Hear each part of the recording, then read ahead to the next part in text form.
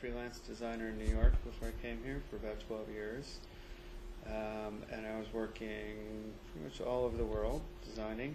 I came here because my wife suggested that it would be a good job interview to go to, and I went to it, and I thought this would be interesting.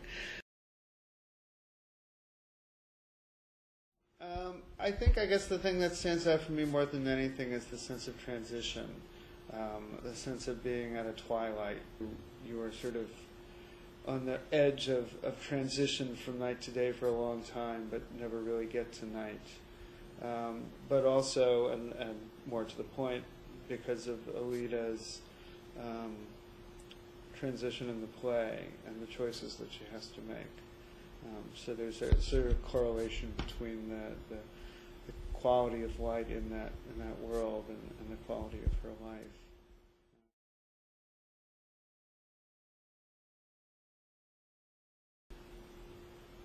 I think they all sort of intertwine a little differently, scenically and costume-wise.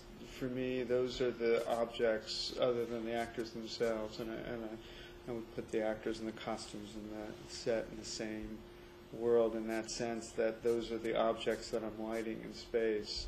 In this show, I mean, a particular scenic piece which is interesting for me is the sail we have that hangs, and it's a soft cloth, and it hangs by 5 different points, and depending on how we pull up any one point, the sail changes shape and moves.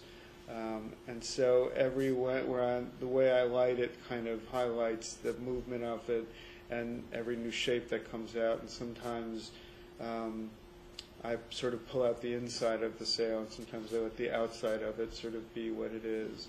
So those are the forms that I'm kind of carving out of darkness.